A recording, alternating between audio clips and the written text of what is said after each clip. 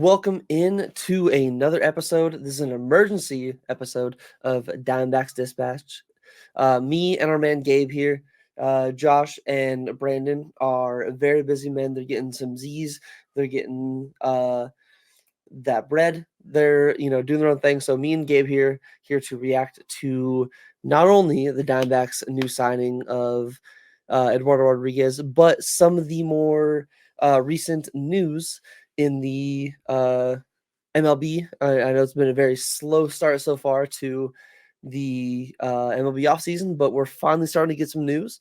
So I want to pass it off to my man Gabe. I guess first thing we want to react to here on this quick little emergency pod is I'd say the bigger news than the Dbacks signing Eduardo Rodriguez is the New York Yankees trading for Juan Soto from the San Diego Padres.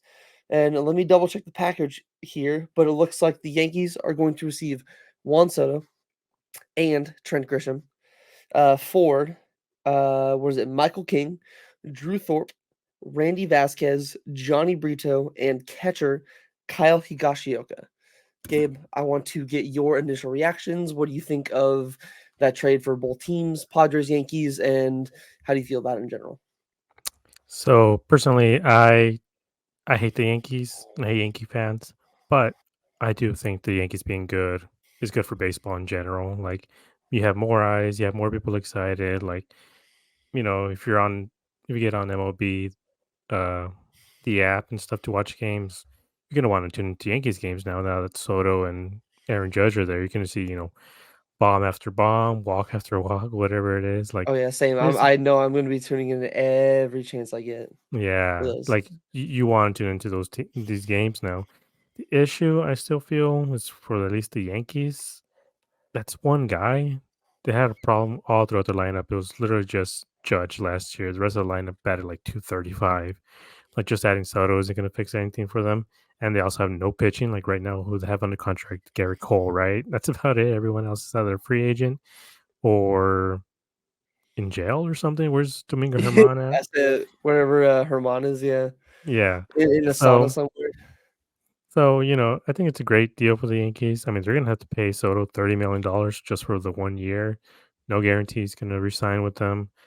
So I honestly think that the Padres might have gotten away with something here. Personally, I mean, they got some pretty good prospects and stuff, but you know, only time will tell with this case. Yeah, say I'm kind of with you there. Like I feel like the Padres probably got the better end of the deal. Like going into like we've heard probably all this offseason, like the Juan Soto, no matter what team he ended up with, it sounded like I don't know his agent off the top of my head. Could be Boris, could be somebody else, but it sounded like they made it clear like this, no matter he could be traded the Yankees, the Dodgers, does not matter who. No matter who he's going to, this is going to be a 1 year kind of like guaranteed rental, which off the bat immediately made sense. Well, like I know there's I mean, like I can admit casual NBA fan, so like when I hear trades, I'm kind of like, oh, why isn't this guy involved? Why isn't this guy involved? I imagine some people will probably hear like a Juan Soto to the Yankees and immediately go, oh, Anthony Volpe or Jason Dominguez is going to be involved. But like this isn't, like you said, it's not like they're paying Soto 33 million over like 5 years, 6 years, or whatever it is. They're not getting him for long term. Like this is basically a guarantee. Like this is a guaranteed rental deal to where the fact that not only do the Padres get 5 players from it, one of the rumors again I heard from talking baseball or talking Yanks, Big Baby David was that, and again he was kind of like, oh maybe this is happening. This is like 3 hours before the news of the trade being stalled. Was that they're trying the Yankees are trying to do whatever they could to alter whatever MRI whatever results were so the Padres instead of wanting Michael King could want Clark Schmidt, so and so. Either way, whether they got Michael King, who I think is going to be a really good pitcher for them, like I think that is going to be one of the biggest keys and one of the biggest pieces for them going forward the next few years. Which, as a Diamondbacks fan, and I don't know if you can agree to it, but I'm not too excited about that because he has some pretty nasty stuff. But at the same time, I'm very happy with Juan Soto being out of our division, and I think that it's going to be one of those uh again, time will tell with a lot of it, but I think at the time, kind of looking at it, I think it'll be a pretty good win-win trade going into 2024. The Yankees get that left-handed bat they've been looking for. I agree with you. Like it doesn't really solve all of their problems with like needing a starting pitcher or some of the other holes in their lineup, but I think it does. It kind of, and I followed some of the Yankee fans online.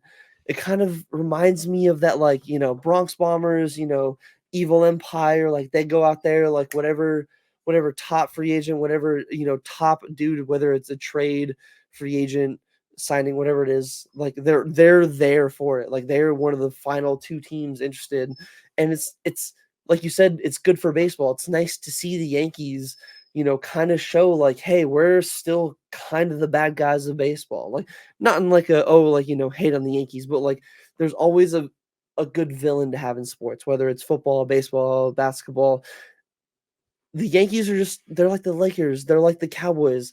When they're the villains, it's good for sports in general, and I think this trade will go a long way with kind of bringing back that like, oh cool, Yankees games are now more watchable to like not just Yankee And fans. Like you casual said, you're like viewers, yeah. I'll tune in to watch a Yankees game now, probably way more than I would have before. Like not just for Aaron Judge. I can see Aaron Judge and Juan Soto. Like I'll tune into that if I got the MLB app. Yeah. Yeah. Um, Speaking of, I guess, kind of the Yankees because they've been kind of involved with the rumors of this player. Um, uh, some of kind of secondary big news is Dave Roberts talking about the Dodgers meeting with Shohei Ohtani and basically just Shohei Ohtani free agency in general. Do you think the uh the latest like news happenings of David what the Dave Roberts talking about their meeting with Otani affects anything to do with Otani's decision? Do you think he's actually, as reports said before, if a team leaks, his dealings, his meetings, anything like that, do you think it's actually going to come to fruition, or do you think it's kind of like just a free agency tactic, like the agent trying to be like, "Hey, this is one of our few cards we can play, and that's what we're gonna play." I'd be very curious because I would honestly assume that there's certain teams that are out of the running because they were already reported on that he was, they're interested in meeting him or whatever. So it would be kind of, I mean, money is money, teams are teams, whatever.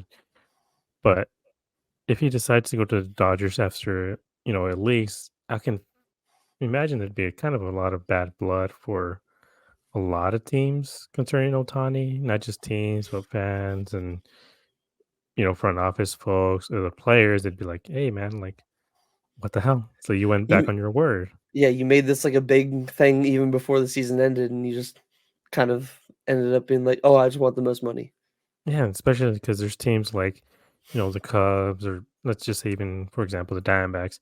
If it got out that the Diamondbacks were looking at Otani and had him over at Chase, like, can you imagine the amount of hope and like, you know, inspiration they can Oh, give to the team? I would go from being like, copium mode where I am now, where I'm like, "Oh, the Diamondbacks can get Ohtani for the years." Yeah. I know it's not gonna happen. I would actually go into the, "You never know." Yeah. I mean, anybody can throw their head into the ring at this point, and like, I don't know. It's just, I think it's a very weird situation. We've never seen a player like this before. Like, wants everything so close to the vest or chest, whatever the saying is. Yeah. Usually, when Harper or Judge or whatever, when they're getting shopped around, there's videos on social media. There's that video of Judge being like, "Oh, hey, Judge, what are you doing in San Francisco?" It's like, "Oh, you know me, blah blah blah." I'm like, obviously staged, fake video, but you know, it gets the That conversation going. So that's a great Otani point, like, wants to we haven't seen keep anything of private, like, Ohtani at all this play we've obviously heard of the teams he's met with, but there's been no, like, videos, no, like with the way the internet is, I feel like people would have tracked where he would go on a flight or a plane at this point, yeah, and there's been 0 news about that. yeah, no, nothing that like. Even now, finally, they just said that he took a tour of Dodger Stadium, but that's about it. That's all we know out of every team that's supposedly in contention for this. What, 6 teams after him? I There's think so, more and yeah. more dropping. Like I don't know. I think it might just get to the point where if he signs with the Dodgers, it might be just because they're the last team standing. And I feel like they'll probably be the team that offers him the most money. Not like Otani's only in it for the money. Like, I feel like some of the previous, he wants to be on the West Coast or one of the coasts, whether it's East or West, but I feel like I don't have the links, I don't have the articles. From what I remember, I feel like he said he prefers the West Coast, kind of why he signed with the Angels over teams like the Yankees and I believe the Dodgers at the time. Um, and like I totally get, wanting to go to, like a competitor. Like there's so many teams that check off those boxes. But at this point to me, it's one of those where I'm like, the Dodgers are the team that checks off every single box that you're gonna want. Marketability, they can afford you and still build around you. Like they're like instantly a World Series contender with or without you. So like you don't have to worry about like being like if he joins the Diamondbacks, for example, like I feel like he makes them go from oh, world or NL champions, hopeful repeat World Series contenders, kind of different vibe, like, oh, they can maybe make it back there. Hopefully they just make it to playoffs again. Versus where the Dodgers every single year is the hope is make it to the World Yeah, Series, make it to the World Series. I feel like he checks off like the Dodgers check off so many of those boxes to where it's the everything obvious has choice. to go wrong, I feel like, for Otani to go to the Dodgers. And if Dave Roberts making their news public about their meeting with him is the straw that breaks the camel's back, is the reason that Shohei Otani does not become a Los Angeles Dodger, that will be my World Series. That'll be my World Series victory. I already got to see the World Yeah, Series this year, obviously. That will be our World Series championship, is him not becoming a Los Angeles Dodger. I don't think it'll happen. I think he'll be a Dodger, but I don't know. I think the yeah, whole like the news or like everyone reacting or overreacting about like, oh my god, Otani wants everything to be secret. Like, I'm not gonna repeat the yikes stuff that Chris Russo said, Mad Dog Russo said about Otani and what he referenced. You can go look it up, Gabe. Basically referenced he mentioned Otani and like an atomic bomb and like the same reference into whatever he was trying to make. Very yikes thing. You can go look it up yeah, yourself if you want to look it up. It's insane and things like that make where I'm like, I can totally get why Otani wants a thing like this. The man's probably never gonna hit free agency again until he's in his 40s. Like yeah, this is the baseball version of LeBron's decision. Like yeah, we're never like Harper's decision with the Phillies and the Yankees and whatever. All these like Judge's last year's I don't think there will be a free agent decision that tops Otani's decision this year in the fall of 2023. Like there will not be another one until like who knows, like Corbin Carroll and like some of the like Rutschman, like if Rutschman doesn't accept the extension from the Orioles, like yeah. Or there's not Soto. gonna yeah, Soto, if he like maybe next year, maybe. Like I feel like Soto, depending on like, what Otani does this year, I don't even think Soto's gonna break like what Otani's gonna get because, No, Soto's not a pitcher. Soto's like a very good hitter, borderline Ted Williams. He's not a pitcher though. He's not gonna break it, but like either either either way, the money, there's no player that's going to have the kind of hype that Shohei is having with this year's free agency with him. yeah. I just want to say, like, if the Dodgers miss out on Otani and it comes out that the reason why they didn't go with he didn't go with the Dodgers was because of the news leak, I wonder what they're gonna do with Dave Roberts. That's Is this a fireable offense? that's a fireable offense. Like I'm sorry, like I feel like it's kind of tough to tell. The Dodgers might like him enough to keep him, Yeah, but I'm sorry if you are the actual reason. Like if maybe it's one of those where he tells the team, "Oh, I appreciate it, everything. I'm not going with you." I feel like they'll keep him. But if he makes it clear, like, oh, like if he ghosts them or tells them, like, this is the reason why I'm not going with you, there's literally no way Dave Roberts has a job. in No. 2024 for the Los Angeles Dodgers, I should say. Yeah. There's no way that's happening. Yeah, that'd be crazy. Speaking of, hype free agents and hype free agency, what me and Gabe, obviously, gathered here on this late evening at 12:30 at night on this Wednesday is to talk about the Diamondbacks' latest signing of Eduardo Rodriguez, who last year and the year before pitched for the Tigers, and I believe it was 2021 pitched for the Red Sox. Um, Either way, the Diamondbacks have signed Eduardo Rodriguez to a 4-year, $80 million contract. And whether he slots in as their technical 2 or 3, however you look about it, I think this is an amazing signing for the Diamondbacks. Yeah, I do too. I think this is the guy other than like, Blake Snell or something like that. This is who you want, and this is as the Diamondbacks, and this is who you want as well. He's a left-hander. He is literally left-handed Merrill Kelly. If you look at his numbers from this year and even combined from last year, they are almost the exact same pitcher, other than the fact that Merrill Kelly has more innings pitched. I didn't even But think it, about that. yeah, because I think Merrill had like a 3.29 ERA this year. Eduardo has 3.3. The main issue is the innings pitched, but I believe this year he didn't pitch for family reasons. He was just on the Yeah, and I no believe play list or whatever it's called. if I'm not mistaken, I believe 2022 he did also miss a considerable amount of time for somewhat of the same reason, Yeah. for personal So it reasons. hasn't been for, injuries or anything like that. If he values his family, it's all power to him, just most important thing in the world. Oh yeah, But at this point, it seems like he's healthy. He's 30 years old. This I know Bumgarner was 30 years old, but you're talking about, 800 innings difference between both of them. that's So true. he's young. He's coming off a good year. He's coming off a good year before. Like he's been really good this year. So I like this. I mean, I truly think the Diamondbacks might have one of, if not the best, rotation in baseball because you got Gallen, then Kelly, then Rodriguez, then Fott, then Henry. Those first four, especially if you come playoff time, I'm like, who can compete with that?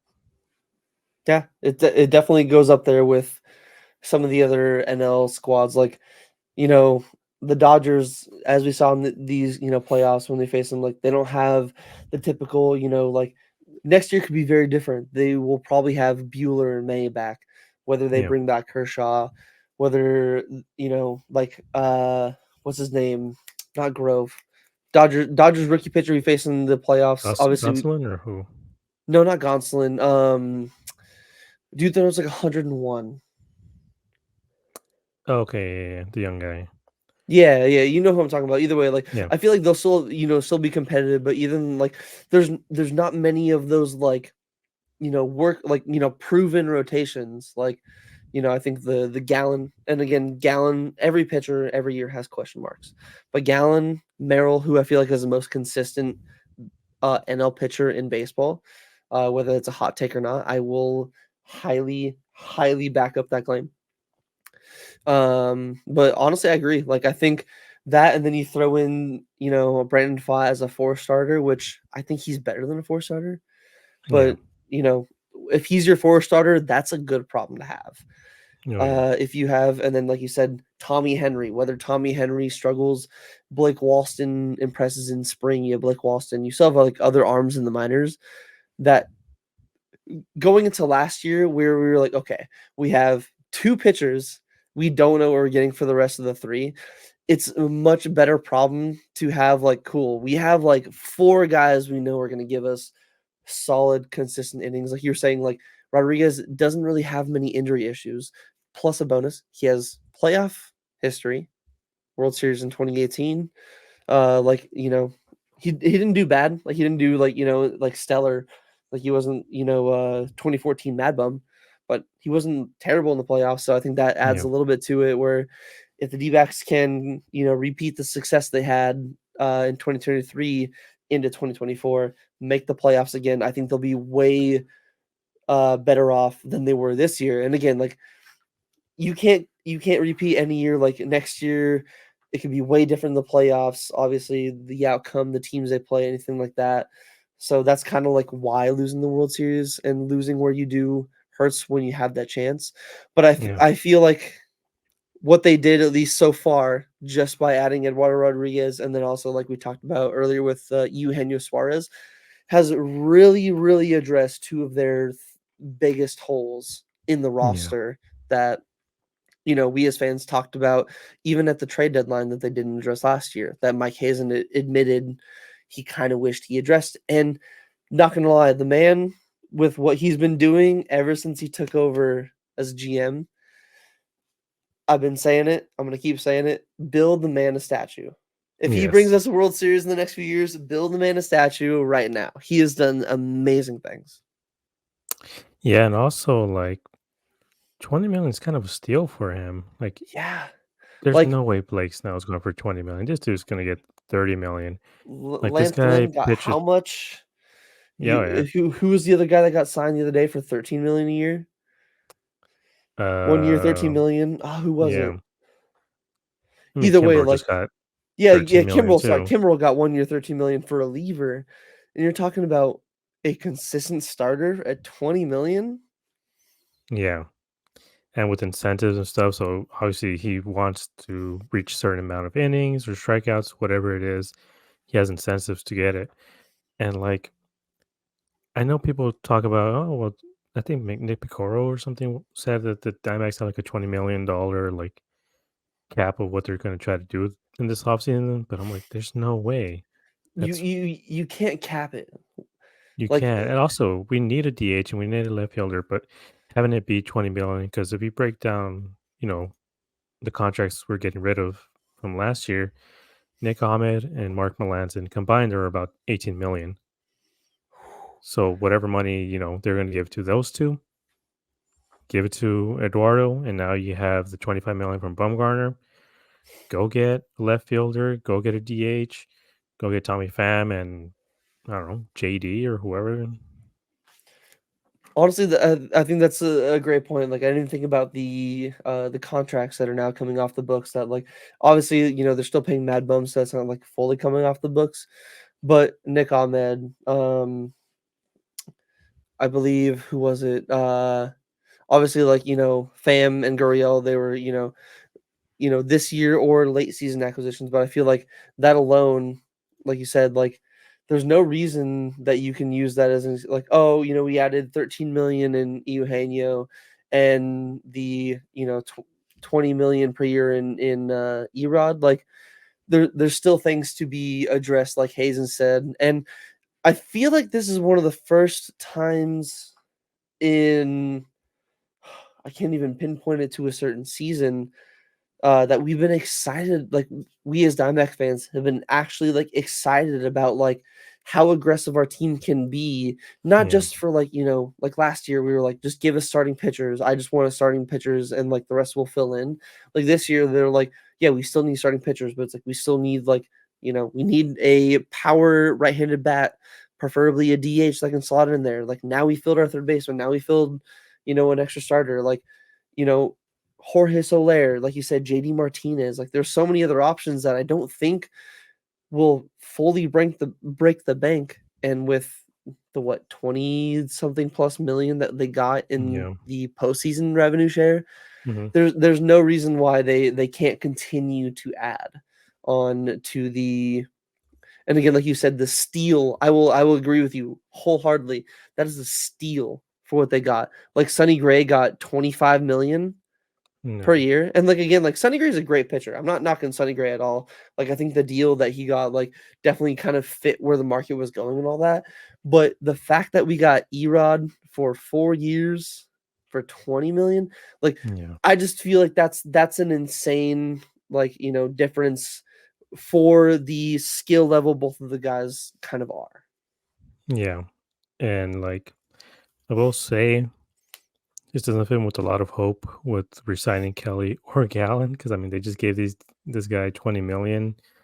He's the same guy as Gallon and Kelly, and Gallon's a little bit better, although technically Gallon had a higher ERA this year.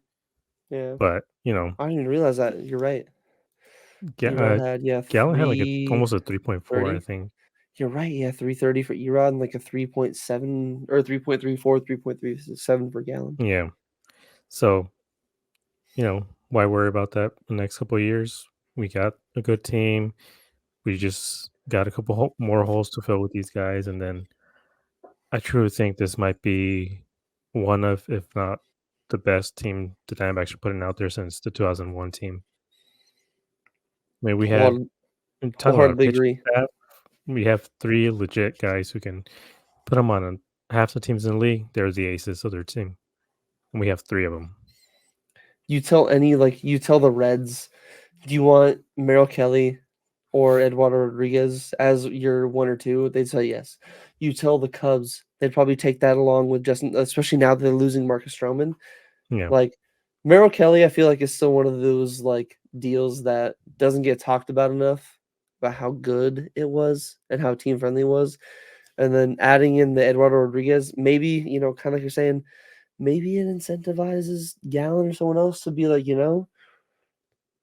if we can have that, like, set trio, set rotation, set pitchers, like, I know who's gonna be behind me, I know who's gonna be in front of me, like, maybe I can knock off a couple million here and there, Yeah. stay in the desert, like, I don't think that'll happen. He's a Boris client, but, Yeah. I think it definitely goes a long way into versus 2, 3 years ago where it's like, okay, like, you're gonna get paid if you're, like, the star of the team, whatever, Hmm. where now it looks like, you know, Kendrick and them are willing to open up the wall a little bit more. It's like, hey, it's not one guy that we need to pay to win. Like obviously, with Corbin, his contract, other guys get bigger contracts like him and Cattell, but they're willing to be like, if we have issues, we can't always fix with our minor leagues, with a trade, like especially with the trade market and like how stingy things are now, or like that's where I give Hazen a little more,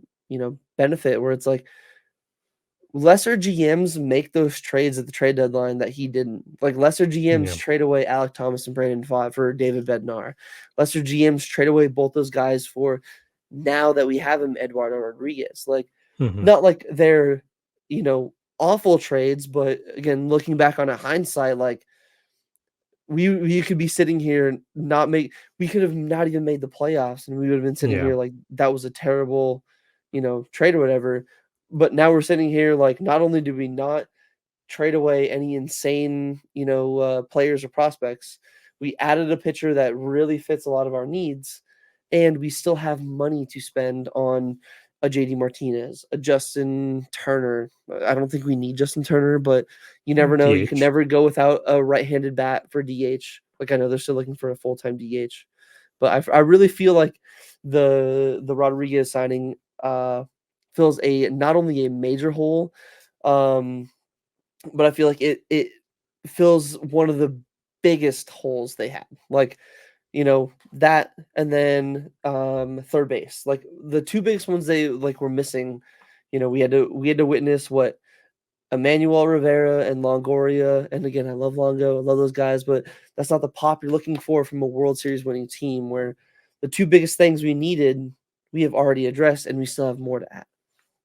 Yeah. And like talking about Carroll, if the Diamondbacks would have waited until this season to extend them, They would Ken 150, Kendrick would have actually been, like, 200. weeping to the bank. Like, we wouldn't have gotten Eduardo Rodriguez, anybody else. They would have been like, "Corbin Carroll is your extension. Go buy his jerseys, and maybe we'll pay for somebody else." Yeah, it's crazy. But yeah, I'm honestly really excited. I'm like, why isn't it March yet? Please, March, like it can't come Same. sooner. Like I'm really, really excited for this team. I'm excited what else they're gonna do. I'm excited for wherever Otani goes. If he goes to the Dodgers, I'll cry. But you know, they've been At having least I the guess we get to see best. him 12 times a year. I mean, they had Mike Trout and Otani in the same team. They didn't do anything, so you know, it is what it is. Just instead of the Dodgers, core of their lineup going 1 for 21, those go 1 for, 41. It's fine. It's Yeah, easy, you know? yeah. So But yeah, that's either about it. way, again, Gabe, thank you very much for joining me here on this fine Wednesday night. I know it was a little bit of a late emergency pod. Appreciate you staying up. Appreciate any of you guys for coming through, listening to the episode. Let us know in the comments a trade that you want the Diamondbacks to still look out for, trade or free agency you want the Diamondbacks to look out for. Should put it in the comments, all that, on Twitter, Instagram, wherever the videos are. Let us know. Like, give us ideas, because there's some names that like I've had some people tell me where they're like, "What about the Dbacks going after honestly, like Brandon Eduardo Belt. Rodriguez was not on like my main like 4 or 5, because I'm in that give me Sunny or give me Yamamoto, give me Otani. So if you would have told me Eduardo Rodriguez a week or two ago, I would have been like, wow, that's a really good idea. Dreaming. Let me look into it. So, anybody else like that, whether it's a sleeper pick or it's kind of like, oh, you want the Diamondbacks to get Otani, let us know in the comments. Gabe, you can let them know where to find you at, whether it's, Twitter or anything like that. Yeah, on Instagram, follow me, Snowball Awkwardness. I post art and vacation pictures mostly and memes, I guess. And Twitter, follow me at Bold as Bronze, and then follow our Twitter at it's Dbacks Dispatch, right? I believe so. I can double check really quick. I'm 99% sure it's just at Dbacks Dispatch with no underscores or anything. Yeah. It is at Dbacks Dispatch, capital D for both. Cool. And then for me, you can follow or find me Brett_Johnson44. And then also the same, Dbacks Dispatch. Hopefully we'll be, coming at you guys with another episode shortly after that, but this kind of little emergency pod that we wanted to whip before you guys. So hope you guys enjoyed it. Hopefully we have some more hot stove news coming soon, because I would really prefer to not wait another week or two until the new year to get Otani news. So Yeah. maybe in the next few days we'll be hitting you guys with some updates on Otani and maybe Bellinger and other free agents. In the meantime, again, drop a follow, like, comment, everything on anything and everything Dbacks Dispatch. Get us out there, get us popping. Episode 3, ground floor, get us going. So we will talk to you guys soon. In the meantime, you guys have a great rest of your week and weekend.